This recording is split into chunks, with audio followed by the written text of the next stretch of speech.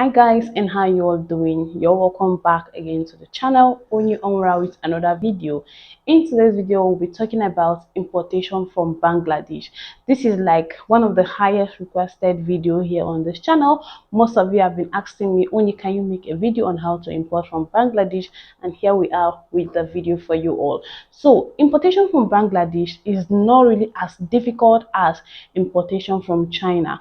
You don't have to open an Alipay account, a 1688 account, and all of those. Okay, it is much more easier than importation from China. But when you want to start importing goods from Bangladesh, there are things you need to know. Now, Bangladesh as a country, it is an Asian country, as you all know, right? It shares border with India, Nepal, and some parts of China, right? And they are the second highest garment producing country in the world. That is to tell you that yes, Bangladesh is known for manufacturing garments, textile, quality garments for that matter. So if you know you sell clothing, you sell wares for both children, men, women, then you should actually consider importing from Bangladesh. They sell really good quality products and at a way cheaper price.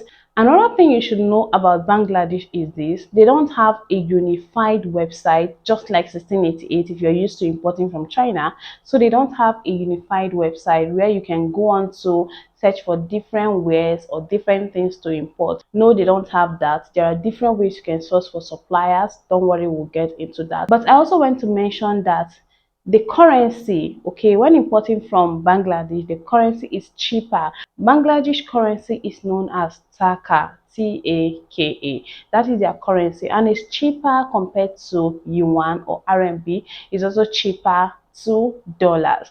One taka is around 8 naira or 8.5 naira. You can see it's really cheap.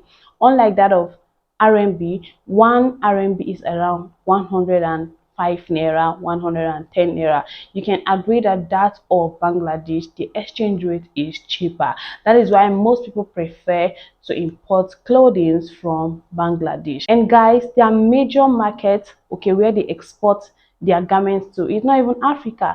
They export to Europe, they export to the US, to UK. That is to tell you, yes, these people, they are into business and they manufacture good quality clothing. Also note that Bangladesh, they don't speak English. English is not their first language. So when interacting with them, you need to lower your grammar, lower your English, and all of those. Of course, they are into business, so they've been conversing with people. They understand little, but not in-depth English. Just the way you chat with your Chinese suppliers, you know the way those that understand English, you know the way their English sounds. So also with that of Bangladesh manufacturer. Now, a very important part of Bangladesh importation is that you need an agent. Like, you cannot bypass an agent to import from Bangladesh.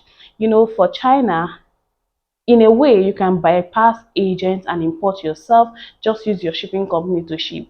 When it comes to importing from Bangladesh, you cannot bypass an agent. You need that middleman that will stand, okay, between you and the manufacturer or the suppliers. You need agents, right?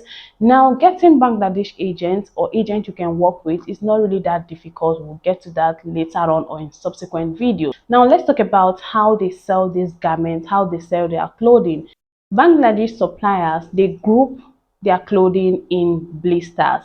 Now, if you are good with Turkey importations, let's say you import from Turkey, you already know that when you want to buy clothing from Turkey, it comes in series. So series is same as blisters. For Turkey, it is series, while for Bangladesh, it is known as blisters. Now, these blisters contain different sizes of a particular cloth. Just like that of Turkey, you get different sizes of a particular ladies wear, okay, in a particular series. That's how it is with Bangladesh importation. You cannot just contact a supplier and tell him, I want to buy two, I want to buy three. No, they sell in bulk. Yes, they sell in bulk. They don't have time to start selling 5 pieces of a particular wear to you, 10 pieces. No, they sell in bulk. Some of them, you'll see their MOQ as high as 500 pieces. You see some as high as 1,000 pieces. Yes, they sell in bulk. Not that you will not get lower MOQ. Some sell 48 pieces, okay, depending on the suppliers.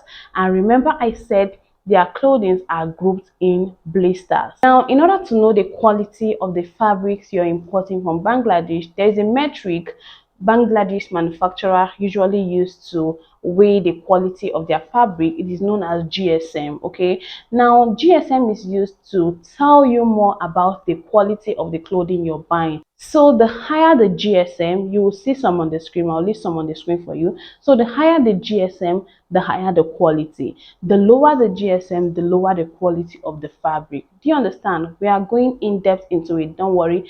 I just want you guys to get the basics. Also, there are two shipping methods that you can use to ship these clothing from Bangladesh to Nigeria or any other African country. Number one is air shipping. Number two is sea shipping. Of course, just like China importation, sea shipping is much more cheaper. The only thing is that it takes a longer time for it to arrive. Okay, it takes a longer period to arrive in Nigeria.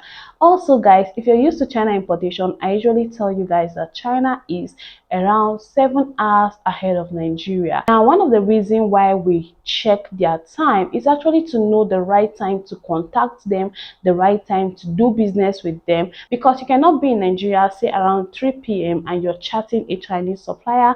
That is already their midnight, right? That also applies for Bangladesh manufacturers or suppliers. Bangladesh as a country is 5 hours ahead of Nigeria.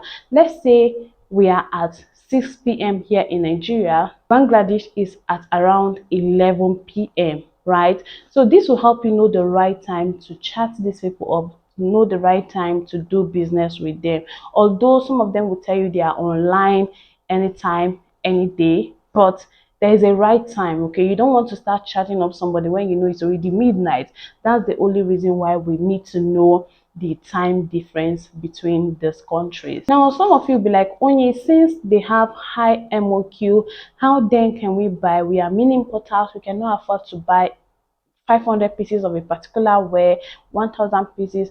Now you can actually come in group, right, to buy from Bangladesh. Or another method is that if you have the resources, you can buy in bulk, right, buy in bulk and resell to wholesalers. Trust me, you'll be getting this clothing at way cheaper rates. You buy in bulk and you resell to wholesalers, you have your money. Maybe you will not be making that much profit, but trust me, at the end of the day, you'll be making money from Bangladesh importation.